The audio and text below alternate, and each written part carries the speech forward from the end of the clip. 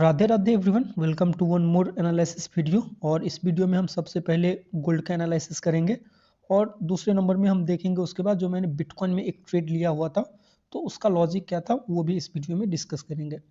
सबसे पहले गोल्ड देख लेते हैं। देखिए गोल्ड में अगर यहाँ पे देखेंगे तो मार्केट सिंपल सी बात है बहुत ज़्यादा अप ट्रेंड में है और यहाँ पे फाइनली लगभग 2-3 दिन के बाद यहाँ पे एक हैमर कैंडल जैसा बनाने की ट्राई कर रहा है और मोस्ट प्रोबेबिलिटी यही है कि ये यहाँ पे एक हैमर कैंडल बनाएगा डेली टाइम फ्रेम में।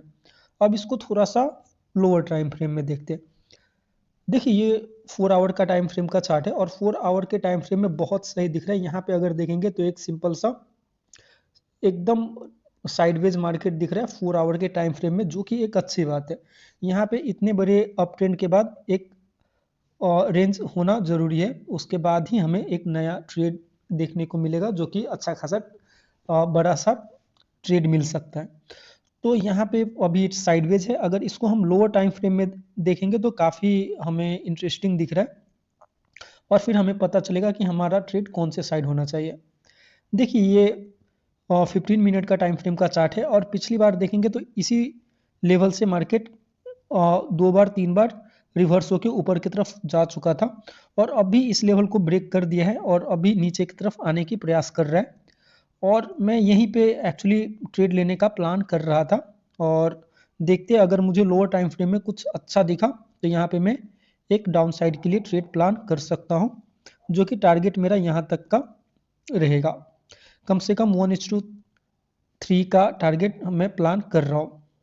तो फिलहाल देखते हैं, वेट करेंगे। और अगर बाइंग का सोचना है तो बाइंग के लिए फिर से अगर 15 मिनट में देखेंगे तो हमें किस लेवल पे ये जो अभी लो लगाया हुआ था और यहीं से मार्केट अपर लेवल पे फिर से नया हाई लगाया था, तो मैं एक्सपेक्ट कर रहा हूँ कि कम से कम यहाँ तक का तो टारगेट मिलेगा और इसके बाद अगर कुछ पैटर्न दिखता है तो फिर से हमें एक अपसाइड का मूव देखने को मिल सकता है।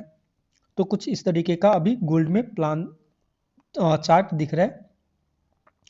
अब थोड़ा सा बिटकॉइन देख लेते हैं जहाँ पे मैंने एक ट्रेड लिया हुआ था।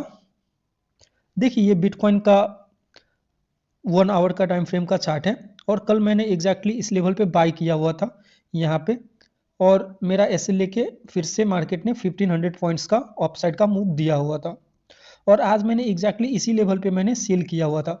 और उसका मेन जो रीज़न था ना, तो यहाँ पे अगर देखेंगे तो 1 आवर में भी ये एक ब्रेकआउट कैंडल दिख रहा था और यहाँ पे एक पॉज भी हुआ था 15 मिनट में। तो मैंने एक डाउन साइड के लिए 1000 पॉइंट का मैंने टारगेट रखा हुआ था। एसएल बहुत बड़ा नहीं था, एसएल अराउंड 100 पॉइंट्स का ही था। तो मैं एक्सपेक्ट कर रहा था कि हाँ चलो एसएल भी गया तो 100 पॉइंट्स ही है, अगर टारगेट आया तो 1:10 का हमें टारगेट देखने को मिल सकता है। तो यही माइंडसेट के साथ मैंने यहाँ पे एक डाउन साइड के लिए ट्रेड लिया हुआ था। अगर 15 मिनट में देखेंगे तो काफ़ी इंटरेस्टिंग दिख रहा था। यहाँ पे देखिए ये लेवल एक मल्टीपल टाइम सपोर्ट लेके मार्केट ऊपर की तरफ गया था और यहाँ पे अब ऊपर गया और यहीं पे इनडिसीजन कैंडल बन रहा था। यहाँ पे देखेंगे तो कुछ क्लियर नहीं था, लेकिन जैसे ये कैंडल ने यहाँ पे ब्रेकडाउन किया था तो मैंने यहीं पे एंट्री किया हुआ था और एसएल जो है इसके टॉप पे मैंने लगाया हुआ था। काफ़ी देर लगभग 1 घंटा तक मार्केट रेंज में ही था। यहाँ पे 1:1 तो दिख रहा था लेकिन टारगेट बड़ा था, तो ये फिर ये बड़े कैंडल में ऑलरेडी मेरा एसएल जा चुका था। इस कैंडल में मेरा एसएल हिट हो गया था। अगर ये कैंडल नीचे अगर क्लोज कर देता तो हमें एक सडन मूव देखने को मिलता, जो कि ऐसा हुआ नहीं। फिलहाल मार्केट अभी सपोर्ट जोन पे ही ट्रेड कर रहा है और बाइंग का तो मैं प्लान नहीं कर रहा हूँ और अभी सेलिंग का भी अब कुछ नहीं दिख रहा है। इतना बड़ा वीक बना दिया है कि यहाँ से फिर से डाउन साइड के लिए एंट्री लेना मुश्किल है। तो बस इतना ही था आज के लिए इस वीडियो में। राधे राधे, धन्यवाद।